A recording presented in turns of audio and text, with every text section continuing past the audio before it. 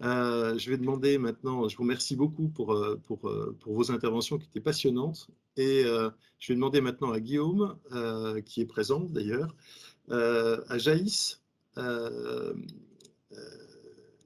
et à Kaloulilou de bien vouloir brancher leur vidéo pour qu'on puisse lancer la deuxième table ronde. Bonjour Kalou. Bonjour Bonjour. Jaïs. Bonjour.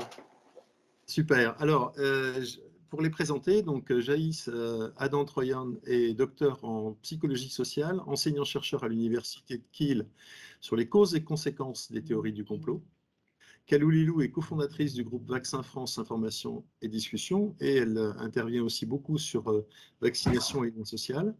Et Guillaume Brachet est consultant en innovation biopharmaceutique et membre de l'équipe de vulgarisation de l'OMS, l'équipe ALLO. Voilà, on a vraiment beaucoup de chance dans cette matinée parce que je trouve qu'on a des intervenants qui sont tous avec des parcours passionnants et moi j'apprends énormément de choses, je me régale à vous écouter tous. Jaïs, quels sont les facteurs sociopolitiques qui favorisent la diffusion des théories du complot? Quelles sont les solutions qui s'offrent à nous pour pouvoir contrer ces discours et en particulier, qu'est-ce qu'on pourrait faire pour contrer les médias qui sont ouvertement complotistes? On pense à Rance Soir, je n'ai pas envie de leur faire de la publicité, donc j'aime bien cette appellation de Rance Soir pour ce type allez, je lance un truc personnel de Merdia. On pense aussi à RT Today et à Sputnik, mais qui ont disparu, au moins qui sont plus présents en France. Alors, votre opinion là-dessus? Alors, pour commencer en préambule, bon, déjà, j'aimerais souligner qu'il y a pas mal de choses qui ont déjà été dites sur les diagnostics, notamment sur les raisons sociopolitiques qui peuvent mener les gens à adhérer à tout un tas de théories plus ou moins farfelues. En préambule, j'aimerais dire que ce que je sens en filigrane quand même quand on parle des solutions, c'est qu'il y a quand même cette idée quelque part que on devrait en fait agir sur un aspect informationnel, sur des solutions peut-être éducatives, etc. Et je ne suis pas certain que c'est suffisant par rapport au phénomène qui nous concerne. Et je vais expliquer pourquoi. Je suis moi-même, j'ai mené des travaux d'ailleurs avec Pascal sur les facteurs, par exemple, en termes de pensée analytique, qui peuvent mener euh, les gens à croire à un certain nombre de théories. Et j'ai pu même tester, en fait, en essai non randomisé, mais contrôlé, l'efficacité récemment d'interventions de type zététique pour lutter contre le conspirationnisme et les croyances surnaturelles. Mais je reste convaincu que les solutions doivent être un petit peu différentes et dépasser le domaine de l'informatif ou de l'éducatif. Et pour comprendre pourquoi, en fait, j'aimerais revenir à votre question précédente. Je crois il y a à peu près une demi-heure, qui était une question sur les ressorts de la propagande russe et de la propagande étrangère. Et votre question à savoir s'il y avait des études là-dessus. Ça tombe bien, j'en ai découvert récemment et je vais vous laisser un lien pour plus tard pour la synthèse de cette table ronde dans le chat. Et quand on parle en fait de Rance Soir ou de RT et de la propagande étrangère surtout en France mais en Occident, c'est intéressant d'en étudier les mécanismes parce qu'en étudiant les mécanismes, on sait pourquoi elles fonctionnent et donc comment enrayer en fait son efficacité via des interventions. Stéphanie a parlé de propagande blanche ou propagande noire. Je pense qu'il faut comprendre aussi que la propagande peut être divisée en deux en termes de propagande positive ou négative. Propagande positive, ce serait une propagande qui essaie de vous faire croire à quelque chose ou de vous motiver à l'action pour quelque chose.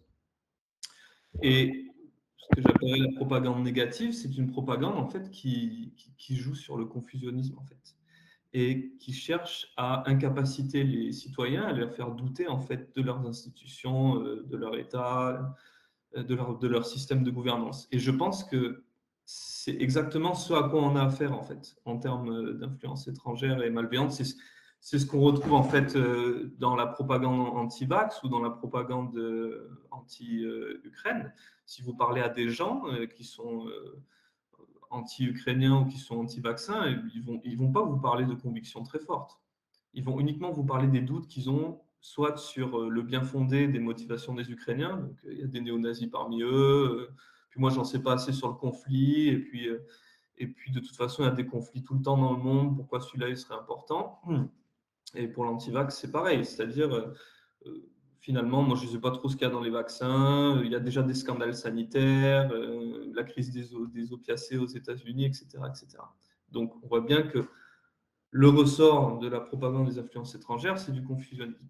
Pourquoi c'est important de comprendre ça pour en fait comprendre comment on peut lutter contre? C'est que le confusionnisme en réalité se nourrit d'une psychologie ou du moins d'une absence de conviction idéologique très forte.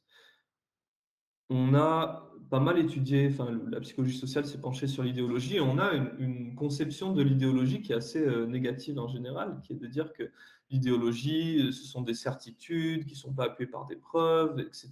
Mais l'idéologie a une fonction, c'est-à-dire que l'idéologie vous immunise contre les discours qui sont contraires à vos opinions, à vos croyances, à votre groupe d'appartenance, et elle vous motive pour l'action.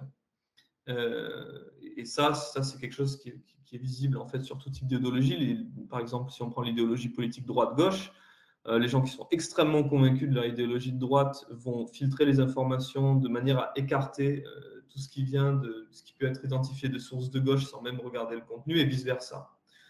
Et quand vous allez, quand vous êtes par exemple de gauche et qu'on vous soumet une proposition de politique publique à mettre en place ou d'efficacité, vous allez demander plus de preuves pour juger de l'efficacité d'une politique qui serait plutôt de droite que si la même politique venait en fait d'un parti de gauche. Ça, c'est la cognition motivée de base, etc. C'est quelque chose de très basique. Et donc, ce qui se passe, c'est que comparé à des systèmes plutôt autoritaires, comme la Chine ou la Russie, dans les démocraties occidentales, on est sur des pays qui ont quasiment abandonné l'idéologie dans le rôle de l'éducation des citoyens, et ça laisse les gens un peu désemparés à une espèce de relativisme ambiant qui fait qu'ils sont extrêmement sensibles au confusionnisme. Et ça, je pense que c'est un facteur important, enfin j'en suis arrivé à cette conclusion, qui fait que les citoyens occidentaux sont perméables à toutes sortes de propagande et d'influences étrangères, surtout qu'on nous apprend à peser le pour et le contre de l'information, à mettre en perspective les choses, et quelque part, paradoxalement, en fait, si vous voulez, je pense qu'il peut y avoir quelque part une espèce d'effet boomerang de l'esprit critique auquel on éduque les gens, parce qu'en fait, les gens mettent en place des processus, les conspirationnistes aussi, apparemment d'esprit critique, mais sans vraiment comprendre qu'on ne peut pas mettre toutes les sources d'informations sur un pied d'égalité, etc.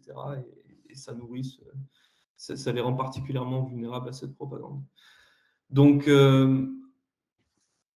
en plus des interventions, je pense, éducatives ou des interventions informationnelles, je pense qu'il faut vraiment prendre ça en compte et essayer de réarmer les gens intellectuellement. En fait, on a entendu parler, par exemple, de viralité des informations. On parle d'infodémie, par exemple.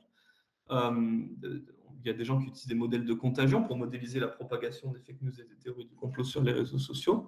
Et je pense que une manière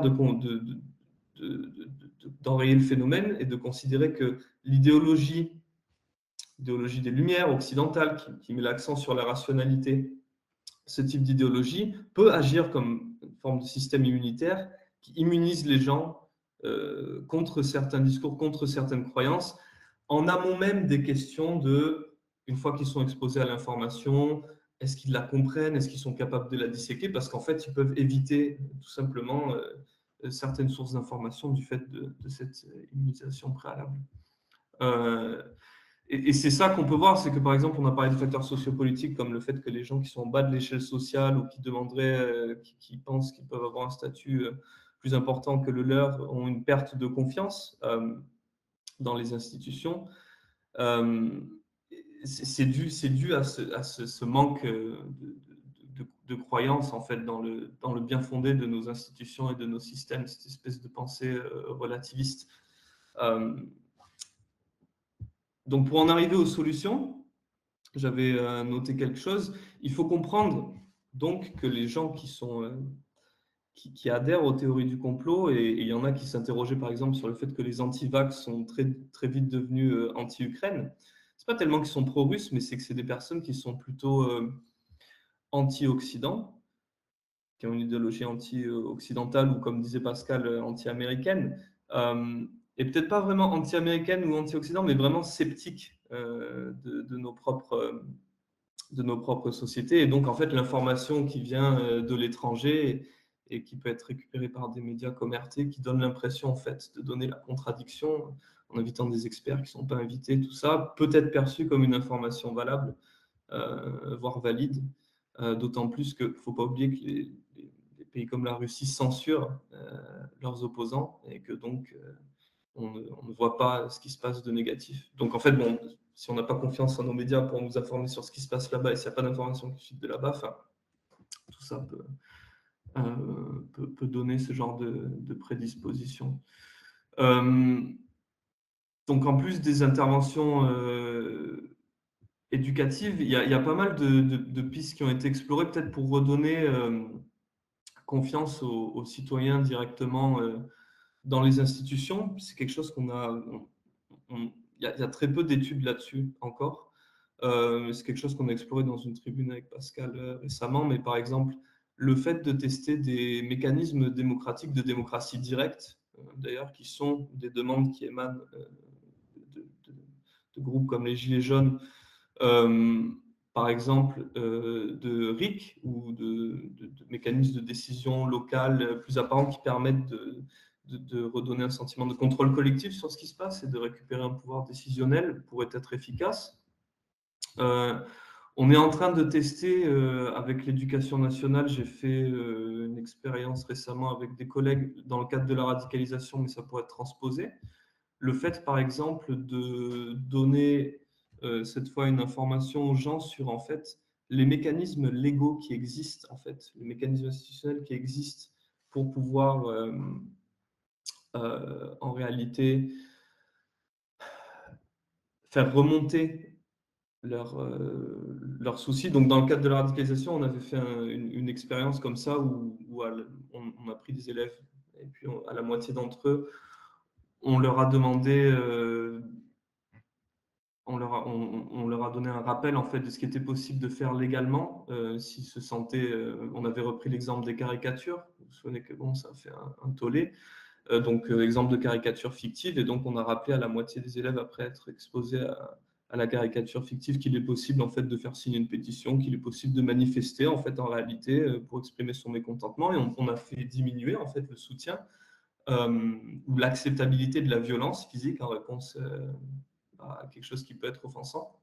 Je pense que ça c'est applicable par exemple, mais plus généralement, je pense qu'il faut aussi se rendre compte que face aux influences étrangères malveillantes, à ces questions de fake news qui pullulent, on est sur une bataille de l'ordre de la bataille culturelle, et qu'il faut qu'on soit confortable pour pouvoir utiliser les outils qui sont à notre disposition de persuasion, qui existent, qui ont été explorés et validés en psychologie sociale, qui pourraient permettre de créer en fait des contre-narratifs portés par les institutions et par les gouvernements, et qui pourraient permettre en fait de rebalancer et d'aider à persuader les gens et de rebalancer en fait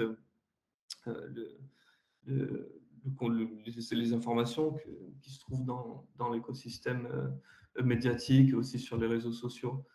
Je pense qu'il faudrait être beaucoup plus actif à utiliser certaines techniques qui sont utilisées en fait contre les démocraties occidentales. C'est-à-dire que par exemple, quand on se retrouve avec des théories du complot, par exemple sur le 11 septembre ou des choses comme ça, je pense qu'il ne faudrait pas hésiter à créer des documentaires à diffuser sur certaines chaînes ou par certains canaux, ou des articles qui traitent de véritables complots, par exemple, qui ont émané de pays autoritaires comme la Russie. La Russie a eu un 11 septembre, mais pour un complot du 11 septembre, mais pour de vrai, en 99, quand ils ont fait exploser des bâtiments autour de Moscou, en faisant croire que c'était des terroristes tchétchènes pour pouvoir légitimer l'invasion de la Tchétchénie. Enfin, il y a des documents déclassifiés qui ont été révélés, des choses comme ça, pour créer ce qu'on appelle par exemple un effet d'hypocrisie induite. C'est-à-dire que quand on montre enfin bref, c'est un effet qui est très bien détaillé. Je ne peux pas m'étaler là-dessus, mais je pourrais revenir. Il y a tout un tas de techniques argumentatives comme ça qu'on peut utiliser pour persuader. Donc, voilà, je ne sais pas si c'est assez exhaustif pour le moment et pour lancer la discussion, je pense qu'il faut se détacher de l'idée qu'on peut lutter uniquement par des moyens rationnels contre les théories du complot et contre les vagues de fake news, que l'État, les institutions devraient jouer un rôle beaucoup plus important et beaucoup plus offensif, surtout en lançant sur deux terrains, donc essayer de faire regagner un sentiment de confiance des citoyens par rapport aux institutions démocratiques occidentales, en faisant soit par des mécanismes de démocratie directe plus importants, soit par en fait des rappels de ce qui est possible de faire avec de l'éducation citoyenne, etc. Et puis, deuxièmement, un volet aussi finalement plus offensif avec des contre-narratifs d'État qui permettent aussi on va dire, de saper la crédibilité et la confiance des sources de médias, entre guillemets, alternatives que les gens vont chercher parce qu'ils n'ont pas confiance, en fait, dans les sources, entre guillemets, mainstream.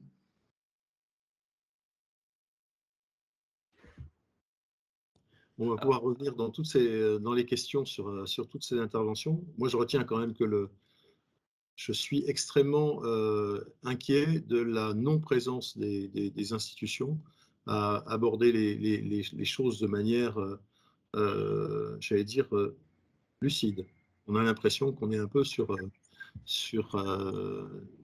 sur une vieille pensée qui consiste à dire de toute façon, il vaut mieux se taire et rien dire plutôt que d'interagir parce que ça fait grossir la mayonnaise. Je pense que ce n'est pas vraiment du tout la stratégie adoptée, mais ça, c'est autre chose. Alors, Kalou, est-ce que tu peux nous parler de la rhétorique contre laquelle tu t'es confronté, toi, justement, dans tout ce qui concerne la promotion des vaccins parce que j'ai pas envie de dire la défense contre les antivax, je veux dire la promotion de la vaccination en tant que telle. En fin de compte, qu'est-ce qu'on peut faire pour faire en sorte que les choses bougent?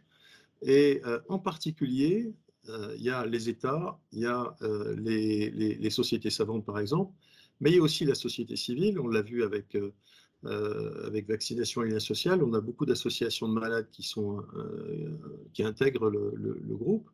Donc les gens se mobilisent eux-mêmes.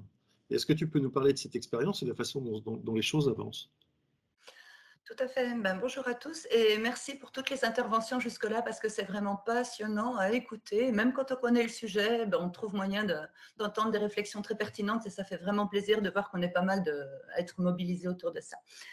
Alors, pour parler de la rhétorique face à laquelle on est confronté, je voudrais commencer par parler du contexte. Parce que quand on parle des réseaux sociaux, c'est vrai que c'est important d'ajouter numérique, donc maintenant je prendrai même soin de l'ajouter. On est face à une énorme machine de désinformation. Et le citoyen, qu'il soit scientifique, qu'il soit citoyen lambda, il est un petit peu désarmé face à tout ça. Ces réseaux sociaux numériques, les complotistes et plus particulièrement les antivax et les opposants à la vaccination, c'est plus le domaine qui me concerne, ont l'instinct grégaire, un petit peu comme tout le monde, mais c'est quand même assez prononcé. Et on va les retrouver, ils vont se regrouper sous forme d'associations dans lesquelles nous, on ne peut pas rentrer. Ils vont se regrouper dans des groupes sur différentes plateformes dans lesquels on a une espérance de vie extrêmement réduite dès qu'on les contredit. Ils vont se regrouper sur des pages d'information, dites d'information, et là, c'est pareil, notre espérance de vie est très limitée. Et en fait, ces gens qui critiquent la censure et qui la dénoncent sont très souvent les premiers à la pratiquer. Donc ça, c'est un premier obstacle pour aller dialoguer avec eux. Ensuite, ils ont des médias spécialisés qui se disent, pareil, des médias d'information qui ne font que relayer des fake news. Là, c'est pareil, pour aller y commenter, c'est très difficile.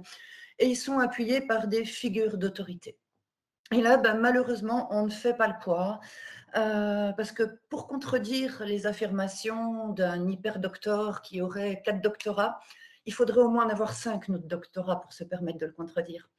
Alors que pour appuyer ce que dit cette personne, il suffit de rien y comprendre du tout, et ça fait l'affaire. Donc là, il y a déjà un énorme gros déséquilibre.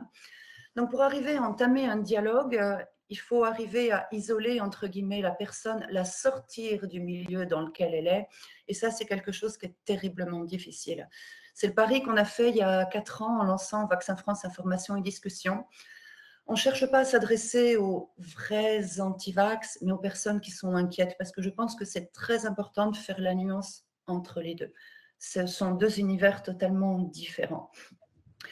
Et c'est difficile à plusieurs titres. C'est difficile parce que quand ils sont entre eux, ils ont une notion de famille qui les rapproche avec des thèmes qui leur sont communs, des craintes qui leur sont communes.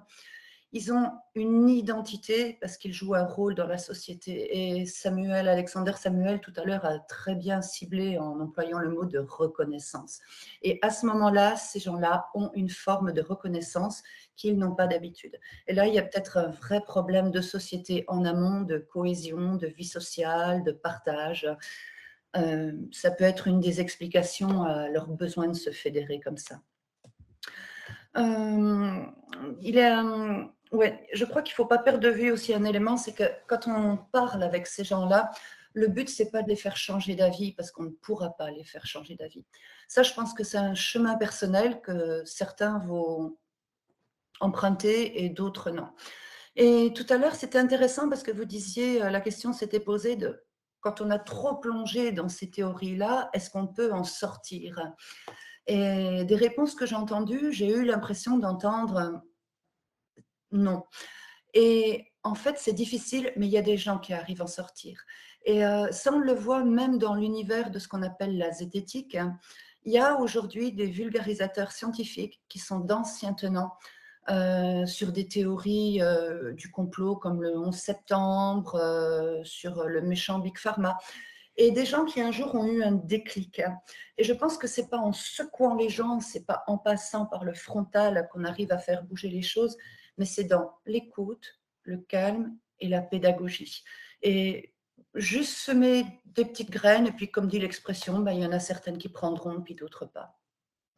Il y a eu un très chouette exemple l'année passée sur Twitter avec un jeune qui se fait appeler Esteban, qui s'est plongé dans les théories du complot vers l'âge de 24 ans. Il a adhéré au 11 septembre, et puis petit à petit, les complots sont très liés les uns avec les autres.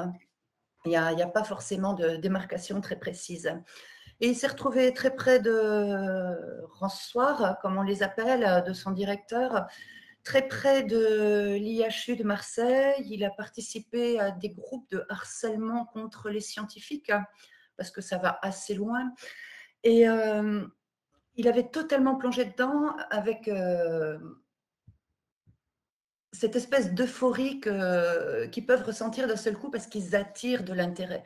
Ils ont des milliers de followers, ils deviennent vraiment quelqu'un. Et ça, c'est quelque chose qui est très difficile aussi à quitter quand on baigne là-dedans, je pense. Et Esteban, justement, un jour, il a eu un déclic sur une théorie, c'était la théorie de la 5G dans la vaccination. Et là, il s'est dit, là, il y a un truc qui ne va pas. Et c'était le petit déclic qui a fait qu'après, il s'est dit, ouais, mais ça non plus, ça ne va pas. Et ça non plus, ça ne va pas.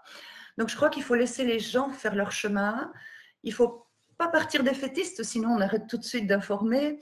Et certains d'entre eux en reviendront. Et à leur tour, ce jeune aujourd'hui, moi je le vois, il commence à s'intéresser à plein de sujets. Et il informe et il donne des vraies informations sur la vaccination, alors que c'était un des désinformateurs majeurs de Twitter. Ensuite, pour parler de la rhétorique, oui, à laquelle on est confronté, c'est un petit peu toujours la même chose. On a l'argument d'autorité qui arrive en premier. Et certains professeurs, quand ils affirment une ineptie, c'est impossible à contrer. Et là, on n'y peut rien du tout. C'est très, très compliqué.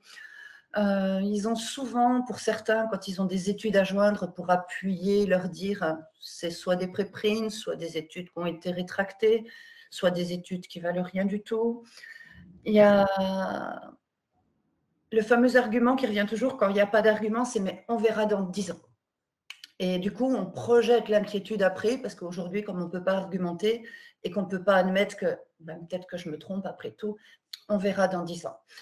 Il y a une autre chose qui est très difficile, mais ça, on y reviendra un petit peu sur la deuxième partie, sur le rôle du citoyen, c'est dans la rhétorique, il y a énormément d'attaques personnelles, de moqueries, de dénigrements, de tentatives de doxing. Alors, le doxing, pour ceux qui ne connaissent pas, c'est quand on recherche des informations sur vous, votre profession, votre vie de famille, votre vrai nom de famille. Vous ne demandez pas pourquoi je m'appelle Kaloulilou, ce n'est pas tout à fait ça sur ma pièce d'identité ni sur mon passeport.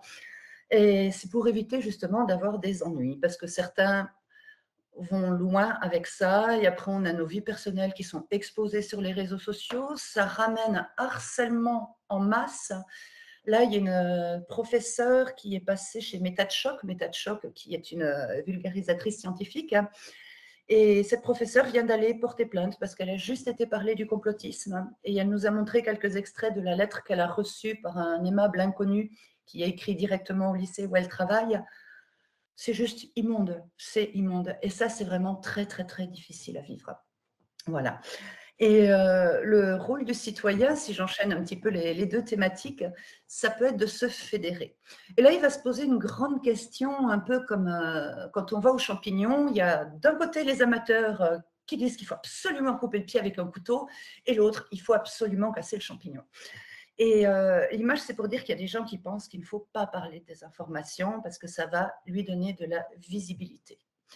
Et il y en a d'autres qui pensent, et je fais plutôt partie de ce côté-là, que cette visibilité, de toute façon, elle existe déjà. Alors, ils sont déjà visibles dans les structures dans lesquelles ils œuvrent, eux, sans aucune contradiction, puisqu'on ne peut pas en fournir. Si en plus, cette contradiction, on ne la donne pas sur les réseaux où nous, on pourrait la donner, je crains que ça leur donne l'impression d'avoir encore plus raison. On a évoqué tout à l'heure très brièvement les médias. Je crois que c'est Pascal qui disait que les gens, des fois, ciblaient les médias en disant qu'ils étaient un petit peu responsables. Moi, je voudrais appuyer sur un truc quand même en disant qu'ils ont une responsabilité, c'est que les médias, sur les réseaux sociaux numériques, ne font aucune modération. Et à partir de là, ils ouvrent des autoroutes entières aux anti-vaccins. Et sur 600 commentaires, il y en a 592 qui sont contre la vaccination avec des affirmations complètement farfelues. Et la pauvre personne inquiète qui a envie de venir s'informer, eh ben, cet endroit-là, c'est un petit peu compliqué pour elle. Quoi dire d'autre? Donc oui, je pense que le rôle de citoyen est de se fédérer parce que c'est super important. C'est difficile parce qu'on part au charbon tous les jours et tous les jours, on se retrouve avec les mêmes arguments à débunker, on va se retrouver avec les mêmes objections en face, les mêmes agressions. Et franchement, être en groupe, ça fait du bien. Puis on rencontre plein de gens chouettes et ça, c'est assez motivant. Le seul petit conseil, je crois, c'est protégez-vous. On critique parfois l'anonymat, mais je pense que ça peut être une bonne chose aussi pour éviter les ennuis. Voilà. Ça résume un petit peu, si ça vous convient dans un premier temps. Voilà. Tu as coupé ton micro. Ah oui, j'allais dire, oui, toujours se fixer des objectifs factuels et rester dans le factuel, parce que les attaques en face sont tellement nombreuses. Si on rentre dans le jeu, on perd l'objectif et on glisse... on s'éloigne, on ne parle plus du tout du sujet et on finit par se faire manipuler. Donc, je sais que personnellement, quand je prends 3-4 attaques, même dans un commentaire, paf, paf, tout est trié. Le point, c'était les nanoparticules. On revient sur les nanoparticules, quoi, voilà. Et dernier point, dans le rôle des citoyens, il y a peut-être aussi une chose intéressante à faire. Ça a été évoqué juste avant, il y a des institutions auprès desquelles on peut remonter les problèmes. Et ça, je pense que c'est important de le faire aussi. On peut saisir la Miviludes. Moi, j'ai saisi le Conseil de l'Ordre des médecins la semaine dernière, hein, parce que j'ai gentiment un médecin sur LinkedIn qui est venu me désinformer sur la vaccination ARN. Il est mal tombé.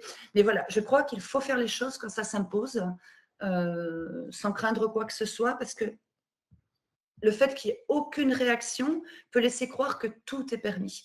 Et au titre de la liberté d'expression, on finit par imaginer que ça correspond à de la liberté de désinformer. Et là, il y a un danger sur lequel il faudrait que les autorités reviennent. J'ai fini.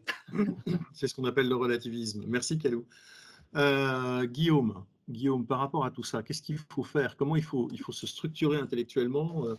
Je trouve que la slide que tu as mis derrière toi est tout à fait illustrative justement de cette méthodologie. Garder un esprit critique, se battre contre un certain nombre de contre-vérités, c'est tout le combat de la zététique et d'autres disciplines. Tu peux nous en parler? Oui, alors merci beaucoup pour ces interventions qui ont été très riches. Surtout que moi, je ne suis pas du tout issu du milieu de la sociologie. Donc les interventions précédentes se sont beaucoup penchées sur les effets de groupe, l'interaction avec les autres, le fait de se structurer en réseau. Et moi, j'ai une belle admiration pour les gens qui font ça, et notamment donc sur Vaccin France, sur Facebook, et puis sur LinkedIn, le groupe C'est vrai ça, dont j'ai d'ailleurs repris le code couleur en hommage. Hein. Boutade, pardon Guy, pour cette attaque gratuite. Moi, mon propos, ça va plus être qu'est-ce qu'on fait avec une information quand on n'est pas dans ce contexte-là, quand on est tout seul dans son slip face à une info dont on cherche à savoir si elle est vraie ou pas. Et ce que j'ai derrière moi, c'est absolument pas le fruit ni d'un travail institutionnel, ni une quelconque recommandation. C'est un post-it de moi à moi. C'est qu'est-ce que je fais avec ça? Alors, je vais claquer des doigts pour m'effacer. Voilà. Et donc, j'applique un peu ce truc-là. Je sais que je sais pas. C'est pas de moi. Donc, je cherche. Et pour chercher, je pose des questions. Ça va être le plus haut niveau d'information et aussi le plus haut niveau de dépense de temps. Si je suis déjà dans l'état d'esprit où je me dis je pense que, je vais être sur un je vérifie, je documente, donc je vais être sur un niveau intermédiaire. Et par contre, si je pars du principe que je sais déjà, je vais chercher à justifier sans passer par des étapes de vérification. Alors j'ai beaucoup apprécié la référence au système immunitaire qui a été fait par le premier intervenant, Jaïs, en disant le système immunitaire, il y a un côté système immunitaire à la lutte contre la désinformation. Alors, une fake news, en général, elle va clarifier une situation complexe et apporter un point définitif. En général, elle va être plausible. En général, elle va être accusatrice. En général, elle va être une interprétation partielle, décontextualisée d'un fait. Mais en fait, tout ça, c'est dû en général. C'est-à-dire que quand j'ai ces éléments-là, je peux me dire, il y a des chances que je sois face à une fausse information. En pratique, il y a un côté système immunitaire à l'état d'esprit analytique qui dit le système immunitaire, il est certes chargé de trier le soi du non-soi, donc la fausse information de la vraie information quelque part si on veut faire le parallèle, mais lui, il fait rien de tout ça. Il est éduqué, ça lui a pris du temps, et il trie, il analyse. Donc, le système immunitaire, il découpe des morceaux de pathogènes et il les analyse un par un. Il va regarder dans ses bases de données quelque part si c'est quelque chose qu'il connaît déjà ou pas. Donc il a un côté analytique qui est intéressant et un côté éducationnel, enfin des mécanismes d'éducation qui prennent du temps, puisque le système immunitaire adaptatif, quand il prend en charge un antigène, il lui faut 15 jours la première fois pour s'acclimater et choisir ce qu'il en fait. Donc il y a ce côté système immunitaire face à la désinformation. Après, il y a le côté entrepreneur qui va ressortir du consultant et qui va prendre ses cours de marketing et qui dit, quand je suis face à un client, je veux de l'information. Je veux pas ce qu'il veut me raconter, je veux pas son image de marque, je veux pas des fausses informations, je veux de l'information. Et à ce titre-là, tous les cours que j'ai eus me disaient, il faut le faire parler, il faut lui poser des questions ouvertes. Les questions ouvertes, c'est chiant parce que c'est celles qui prennent le plus de temps pour répondre. On ne cherche pas à ce qu'ils disent oui, non. Et donc on proscrit le est-ce que. Est-ce que vous allez bien? Niet. Comment allez-vous? Je vais bien parce que, je vais mal parce que, ou alors, comme c'est une question qui revient à de la question fermée, il va peut-être répondre je vais bien, merci. Mais en tout cas, ce ne sera pas du oui-non. Donc, les questions ouvertes, c'est qui, quoi, quand, comment, pourquoi, combien, avec qui. Donc, pas de est-ce que, pas de qu'est-ce que. Je veux simplement une question ouverte et je sais d'avance que ça va me prendre du temps. Donc, le seul est-ce que j'ai le droit de poser comme question, c'est à moi que je vais le poser. Et ça va être là sur mon image. Est-ce que j'ai le temps? Et est-ce que j'ai envie d'aller au bout du truc? Et à partir de là, je vais dérouler des questions ouvertes. C'est-à-dire que je ne vais pas prendre le titre putaclic de l'article qui dit machin a fait ceci pour nuire à telle personne. Je vais rentrer dans l'article. Ça, c'est la première étape, c'est d'aller dans la source. C'est-à-dire de dire, bah, ok, là j'ai 20 minutes. Je me pose, je rentre dans l'article et je dis ce qu'il y a dans l'article. Et si je suis pas prêt à faire ça, si je suis juste prêt à relayer en me disant, je sais que, parce que cet article, il va dans le sens de ce que je pense, donc ça c'est bon, je valide et j'envoie tel quel à mon réseau, je suis déjà dans une démarche où je perds de l'information, je gagne du temps, mais je perds de l'information. Donc si je ne suis pas prêt à me documenter parce que c'est confortable, parce que ça colle déjà à ce que je dis, je ne relaye pas, je laisse comme c'est tel quel sur les réseaux, j'ai peut-être pas le temps de commenter, de débunker, de quoi que ce soit, mais voilà. Donc après, il y a toutes les étapes de la zététique où je vais aller chercher mes propres biais. Pourquoi est-ce que je crois ça, effectivement? Pourquoi est-ce que la personne qui m'a partagé ça croit ça? Mais donc tout ça, ça va être en plus autour de l'information en elle-même. C'est-à-dire que je vais avoir la partie informative à débunker. Est-ce que c'est vrai? Donc, est-ce que j'ai le temps de le débunker? Est-ce que j'ai le temps? Est-ce que j'ai envie de m'y mettre? Avec qui a partagé ça? Pourquoi? Comment? Est-ce que cette personne est connue pour partager cette information-là d'habitude? Toutes les questions autour de l'information et toutes les questions plus épistémologiques autour de pourquoi, pourquoi ça sort maintenant, pourquoi cette personne-là me le partage, pourquoi est-ce que ça a été interprété comme ça. Donc vraiment de la contextualisation en termes de biais humains et voire institutionnel aussi de l'information. Je vais couper là, j'avais beaucoup plus de choses de prévues à raconter, mais comme je vois qu'il est déjà moins 10, qu'on laisse le temps pour la discussion peut-être. T'es en mute. Merci Guillaume, c'est super intéressant en termes de méthodologie. Je crois que c'est souvent une méthodologie qu'on oublie. Moi qui est passé... D'ailleurs, je fais le constat que à l'heure actuelle, je suis plus sur LinkedIn qu'avant parce que des antivax, il y en a quasiment... en ce moment, il n'y en a plus. On est avec des trolls russes, mais on n'est pas avec on n'est plus avec des antivax. Ils ont tous disparu. Enfin, ils n'ont pas tous disparu, mais il y en a de moins en moins. Et donc, j'ai gagné un peu de temps le week-end plutôt que de répondre comme je le faisais auparavant, ce qui est somme toute assez sympathique. Sur ces sujets, d'abord je présente mes excuses. Robic, je ne sais pas qui est Robic, mais voulait poser une question lors de la première table ronde. Robic, je vous passe la parole, vous mettez votre caméra et vous vous présentez.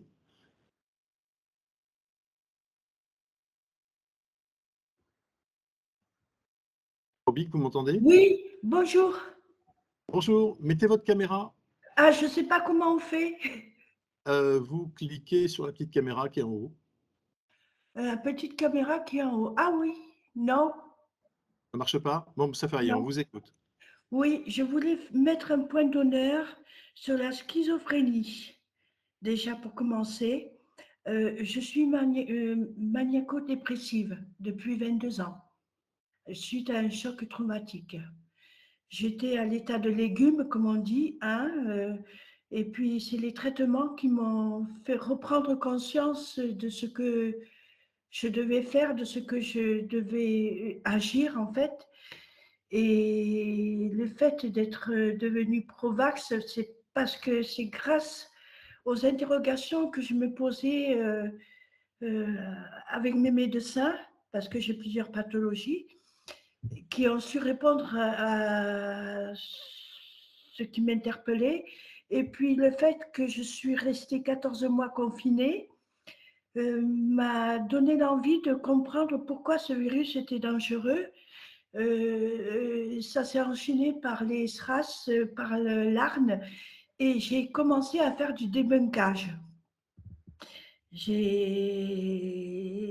informé sur la nécessité de la vaccination et que la vaccination a sauvé des vies, quoi, c'est ça. Mais je me suis faite insulter, menacée de mort, harcelée. J'ai des amis que je croyais sincères qui m'ont carrément bloquée. Donc voilà, quoi. Et je continue ce combat malgré tout, mais le harcèlement est encore visible et très, très agressif, en fait. C'est ça. Donc, informer, c'est bien, mais quand on donne des sources, que ce soit les vaxeuses, Vérifie, mais ils n'y croient pas, ils ne veulent pas l'accepter. Pour eux, c'est des charlatans. Hein, je vois par rapport à Thomas Durand, hein, la tronche à billets, je regarde pas mal ses vidéos, il explique très bien les choses par rapport à Berkane, Raoult, c'est quand même surprenant. Mais ce que j'ai remarqué, c'est que les complotistes font référence au CV de ces médecins complotistes sans voir les erreurs qu'ils commettent. Quoi. Quand on voit que Raoult a commis des erreurs sur les études cliniques, qu'il a encouragé ce traitement au Brésil causant des décès. Donc, je ne comprends pas pourquoi ils soutiennent ce mec-là. Quoi. Voilà. Merci beaucoup de votre témoignage. Il est extrêmement important. D'abord, il montre une chose, et bravo, c'est qu'on peut devenir débunker Oui, tout à fait. tout seul dans sa cuisine ou son salon, Oui. et donc c'est de la propagande blanche pour moi. Deuxièmement, vous avez cité des sources qui sont des sources avec lesquelles on travaille, et ça met le doigt sur quelque chose qui est très important. Les travaux de Thomas Durand, les travaux de Calou, les travaux des Elisabeth vaxeuses. Wing aussi. Voilà, il y a comme ça des gens qui sont présents sur la toile et et qui créent de la bonne information. Guillaume en crée aussi. Enfin, je trouve il y a quelque chose de vivant, et c'est aussi un peu pour rendre hommage à toutes ces personnes qui font un travail généralement par conviction et sur leur temps libre, qu'on a voulu aussi monter ce colloque. Parce que on parle souvent des informateurs, et on en refait, ils ont la beauté du diable, mais tous ceux qui font le travail au jour le jour sur les réseaux, on ne leur rend pas souvent hommage. Et à mon avis, c'est profondément dommage, et ça devrait interpeller aussi nos institutions, parce que elles ont à leur disposition une force vive de gens qui sont honnêtes et raisonnables, et qui sont déjà mobilisés. Donc on n'est pas simplement... En fait, j'ai quand même un avantage parce que j'ai travaillé avec la cybercriminalité de ma région. D'accord. Et, J'ai signalé des contenus sur Pharos hors de ma juridiction. Donc, ça a aidé à les renseigner sur ce que j'ai trouvé, sur ce que j'ai disséqué. Et bon, maintenant, je ne le fais plus parce que j'ai ma santé qui s'est un petit peu détériorée, mais je continue quand même à débunker les informations qui me sont suspectes, quoi. Les Péronnes, les Montagniers et compagnie, oh là là. c'est ce qu'on appelle le syndrome du Nobel en médecine. Oui, comment, si vous voulez. C'est ces gens qui ont de très hautes compétences sur le plan scientifique, et puis d'un seul coup qui partent en vrille. Mais pourtant, je ne Ils suis sortent pas des choses comme je la ne suis mémoire pas de l'eau. médecin, je suis pas médecin, je ne suis rien, je suis qu'une ancienne chef d'entreprise dans la haute couture, donc, mais c'est vrai que j'ai la curiosité dans la peau et je voulais apprendre, j'apprends, c'est tout. Eh ben, c'est super. Je vais passer la parole tout de suite peut-être à Guillaume ou à Jaïs par rapport à ce témoignage de Robic. Oui, Peu tu peux y importe, aller. très bien. Oui, les témoignages comme ça sont légion. C'est-à-dire qu'il y a un stade, mais Kalou en parlera peut-être même mieux que nous, où quand on commence à essayer de créer de l'information, en tout cas de débunker, d'apporter de l'information factuelle, il y a une vive résistance, et d'autant plus quand on est en train de baigner dans un groupe qui est convaincu. L'effet d'émulation, il est énorme, et le doxing qui en ressort est d'autant plus violent que le groupe est farouchement opposé. Moi, ça m'est arrivé en 2018. de devoir aller porter plainte parce que mon CV avait été publié sur un site anti-vax, anti-science en général. Et donc ça, c'est des choses qui sont assez... mais qu'on a bien vu à des échelles beaucoup plus importantes que celles d'un petit consultant ou d'un debunker sur Internet, avec les événements autour de la chloroquine et de l'ivermectine, où au lieu d'avoir juste un CV de publié, c'était carrément par bataille d'avocats, avec des gens qui se sont élevés en disant « Attendez, pouce, on fait un truc, c'est qu'on se dit que la science, ça se discute pas par avocat interposé. » Là, on est dans quelque chose, si on est sur le consensus scientifique, ça se discute pas avec des articles, on dissèque de la méthodologie, on vient apporter des conclusions étayées, mais c'est pas... je vais pas donner de nom parce que pareil, j'ai pas tellement envie de parler de ça, mais des avocats qu'on en fait finalement leur business model, de se dire, bah moi je récolte des témoignages, je récolte des trucs et on va me montrer que c'est n'importe quoi parce qu'on a décidé que ce serait n'importe quoi et pas parce que la science en a décidé autrement. La science, c'est pas la vérité, c'est la quête de la vérité. Méthodique, et si on attaque quelque chose, on attaque le consensus, on attaque la méthode, mais le consensus en lui-même, il est ce qu'il est à un moment donné, et donc si on veut le faire évoluer, il faut engager des recherches, il faut engager des moyens dessus, quoi. Si je peux me permettre de rajouter sur, Oui. sur ce qui a été dit, il faut bien comprendre qu'en fait, il faudrait prendre, et je sais qu'il y a des médecins et des professionnels de santé ici, alors ça va leur parler, mais il faut prendre une perspective de santé publique, en fait, quand on parle de lutte contre les fake news, le complotisme, etc. Donc, si on reprend les modèles de prévention, on a la prévention primaire, secondaire, tertiaire. Et là, ce dont on est en train de parler, ce que Marie-Jeanne Robic fait, ce que Calou fait, ce qu'ils font, c'est de la prévention en fait tertiaire sur des gens qui sont en fait entre guillemets déjà infectés sévèrement ou radicalisés. Et on a passé le stade en fait de la discussion rationnelle, de l'éducation, de la pédagogie, etc. Et il y a un ensemble. En fait, on a naïvement, on a une croyance en fait qu'en donnant de l'information aux gens, en débunkant, en fait, on va permettre de faire revenir les gens à la raison et que les gens sont des êtres rationnels, capables de raison, qui peuvent être persuadés par des arguments et que en fait, ce qu'il faut, c'est donner toujours plus d'arguments, etc. En termes de prévention primaire ou secondaire, oui, vous balancez du débunkage, du prébunkage, et en fait, les gens qui sont un peu entre deux, hésitants, ou même qui n'ont jamais été exposés au discours complotiste, vous les immunisez en quelque sorte. Ce n'est pas le cas pour les gens qui sont radicalisés. Ça ne marche pas.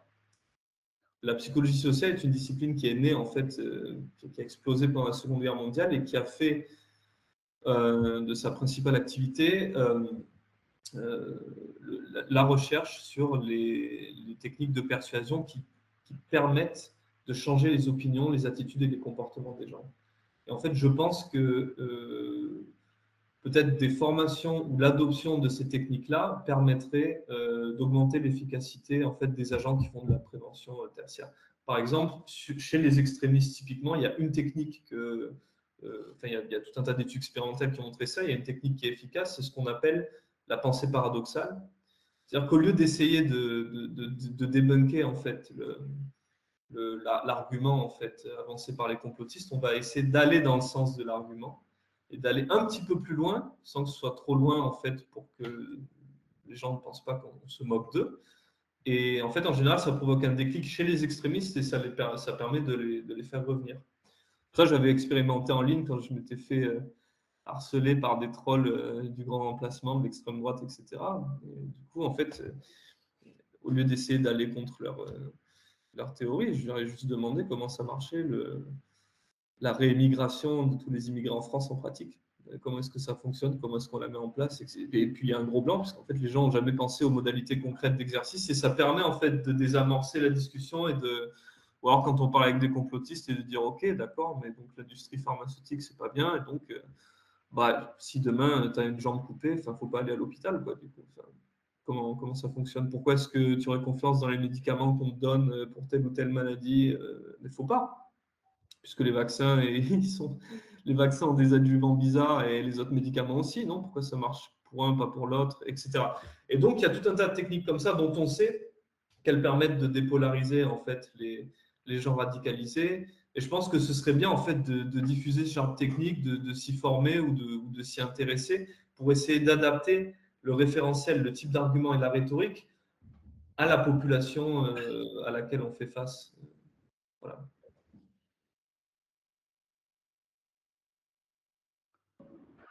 Kalou, est-ce que tu veux dire un mot ou est-ce que je passe à la question suivante de Stéphane Baudet? Non, c'est bon, tu peux passer à la question suivante. Alors, Stéphane Baudet, si vous voulez mettre votre caméra et vous présenter. Oui, Stéphane. En revanche, je ne pouvais pas mettre de caméra parce que mon PC n'est pas en mode caméra. Je suis désolé. Alors, attendez, parce que là, on vous comprend pas du tout. On sent bien le souci technologique, là, oui. C'est mieux?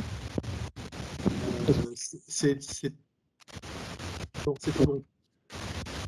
Allô, allô? Est-ce que c'est mieux? Vous avez un... On a l'impression qu'il y a un souffle dans votre micro. Est-ce que c'est mieux là? Ah, bon, tant pis alors, je fasse mon tour. Est-ce qu'éventuellement vous pouvez... c'est la CIA qui brouille les communications. Est-ce que vous pourriez poser votre question dans le chat parce que... et puis je la retranscrirai.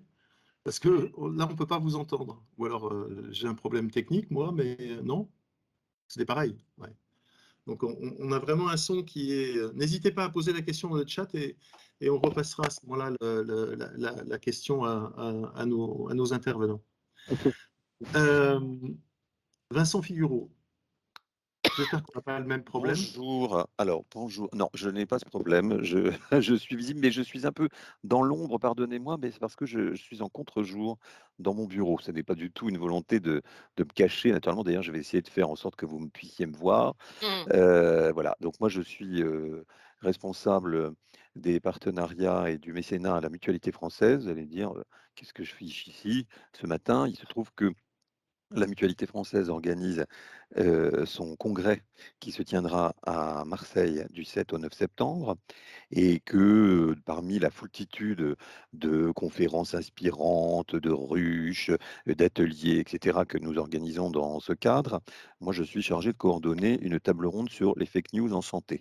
Donc quand j'ai vu le thème de votre conférence, Olivier Mariotte, évidemment, je me suis précipité en me disant que j'allais venir faire un peu mon marché. D'ailleurs, c'est ce que je fais depuis ce matin.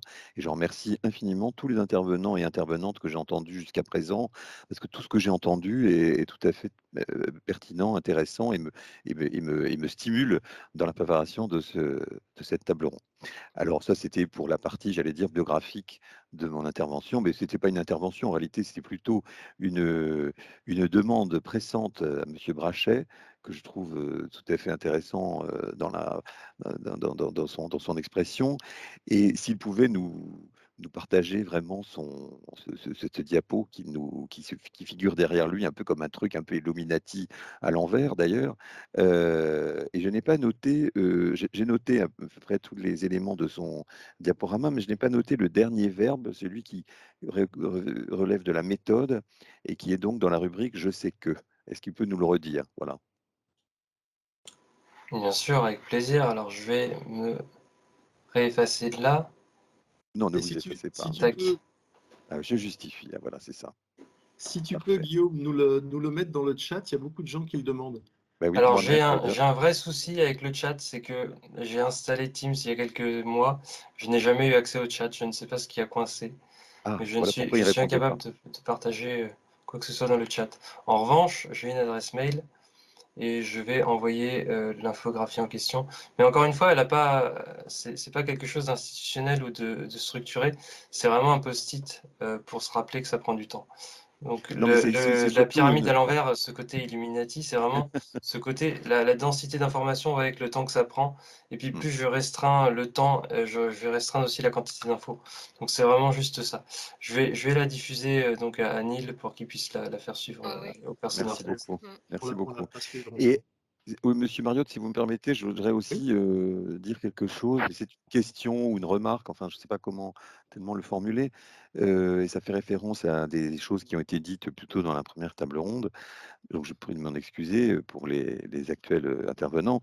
Et ça fait référence à ce que disait, mais je ne sais plus qui en a parlé, au rôle des médias et à la manière dont ils se structurent et dont ils ont évolué ces dernières décennies, Je avec pense que cette c'est affaire. Stéphanie. Oui, certainement, voilà, c'est ça. Avec cette affaire de mélange des genres, c'est vrai qu'aujourd'hui, il y a quand même un mélange des genres et depuis assez longtemps finalement entre information et divertissement. On m'a même pas reparlé d'émissions anciennes comme celle d'Ardisson par exemple, qui mélangeait un peu ce genre de choses ou ce qu'on voit aujourd'hui au petit journal, et cetera, même si c'est amusant, hein, je veux dire, mais de fait, ça mélange quand même beaucoup les choses.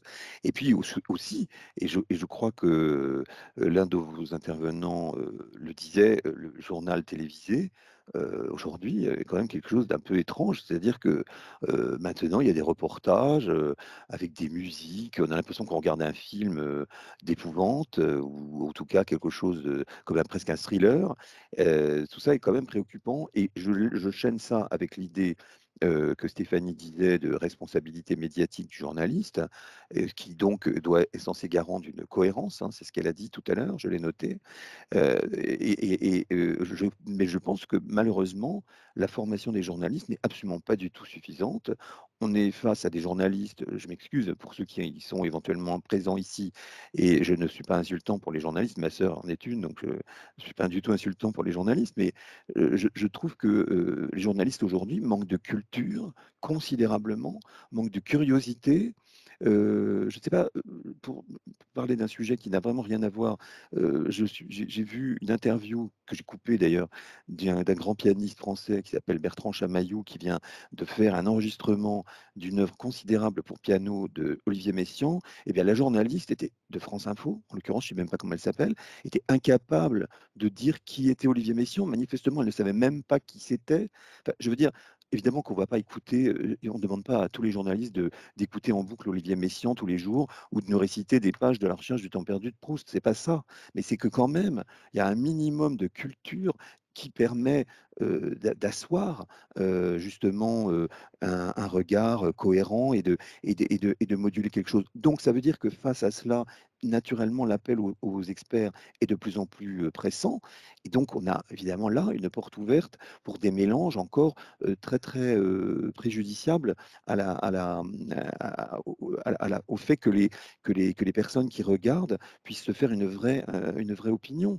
Je veux dire que de fait, l'expert a pris le pouvoir sur le journaliste. C'est quelque chose qui me semble, moi, très, très, très grave. Et comme le rôle de cet expert est de plus en plus grand maintenant aussi vis-à-vis des politiques, puisque c'est quand même aujourd'hui euh, pour une part, des think tanks qui forment l'opinion, n'est-ce pas, et des politiques, puisque, hein, comme on disait autrefois en sciences politiques, chaque parti politique a une fonction, à côté de la fonction tribunicienne, il y a la fonction programmatique.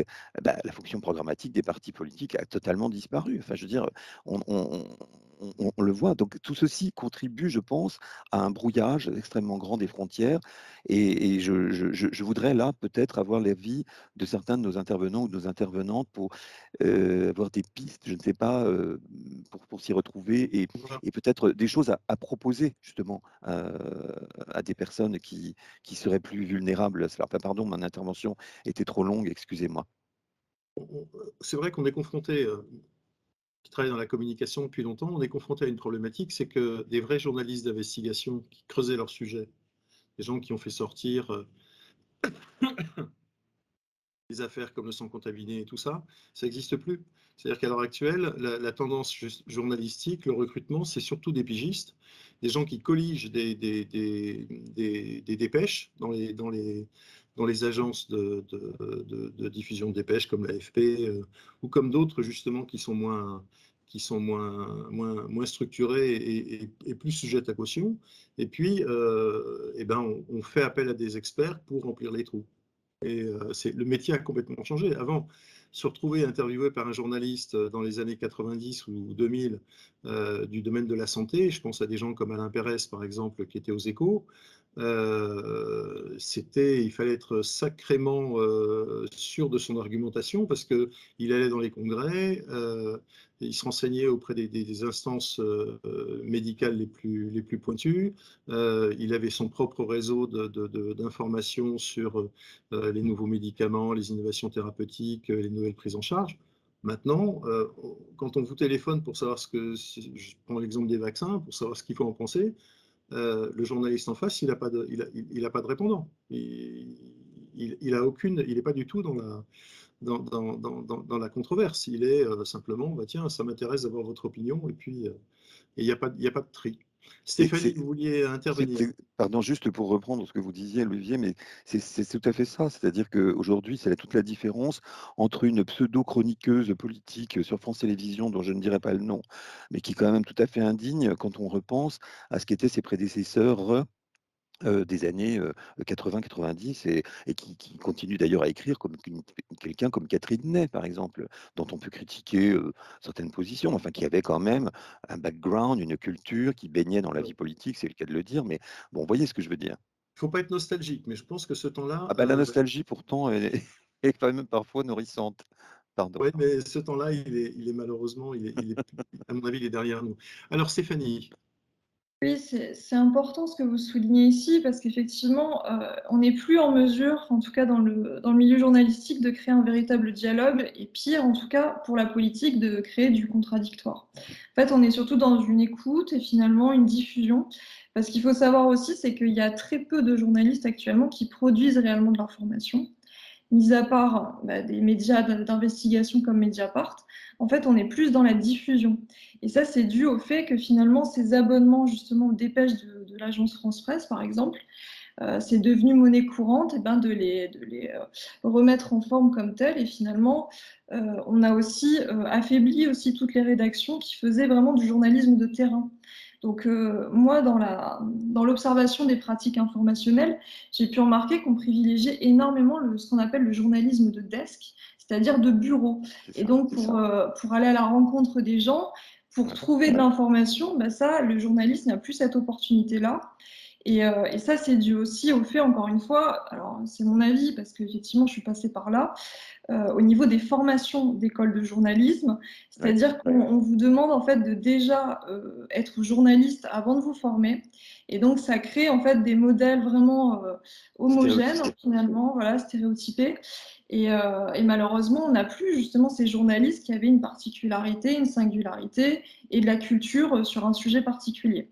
Donc, pour moi, c'est vraiment problématique aussi vis-à-vis de la réception de l'information, parce que ça crée un détournement aussi de l'offre médiatique, parce que ça ne donne pas envie aux gens de regarder tout simplement ou d'écouter les journalistes, parce qu'ils ont un sentiment d'entendre toujours la même chose. C'est ça.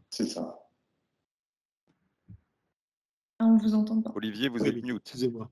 Il faut que je sois gardien du temps, donc je vais laisser Jaïs répondre, et après on passera tout de suite, Alexander, tu m'en veux pas, on passera tout de suite à la troisième table ronde, et bien entendu tu pourras intervenir dans le cadre de la troisième table ronde, mais je voudrais pas qu'on dépasse trop les horaires, donc si on veut tenir l'heure de midi, c'est important. Jaïs.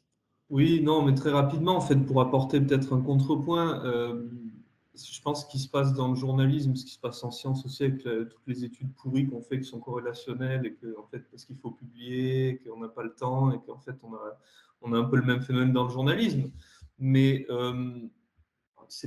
quand on regarde la complexification aussi des domaines de spécialité, on ne peut pas reprocher aux journalistes. Même moi, dans mon domaine, le nombre de publications qu'il y a tous les jours, je ne peux pas suivre. Et si on me demande d'intervenir sur un autre domaine que les théories du complot en psychologie sociale, je ne serais pas trop capable de suivre ni de dire quoi que ce soit. Alors comment reprocher à des journalistes ce manque de spécialisation? Ce n'est pas forcément une question de culture générale. Peut-être que dans les années 70 ou 80, où les sujets étaient beaucoup moins complexes, c'était plus facile d'être un peu touche à tout et d'avoir une connaissance générale des choses. Non, le problème que je perçois plus avec le journalisme, c'est leur manque de discernement et leur incapacité à trouver des experts dans les domaines, c'est-à-dire à pouvoir rechercher. C'est-à-dire que quand on parle de Covid, on va pas, ou du vaccin, on va prendre on va prendre des virologues. On ne va pas inviter un dermatologue parce qu'il est médecin pour parler de la vaccination Covid. Voilà, c'est plus ça. Apprendre à identifier des experts qui ont publié des articles dans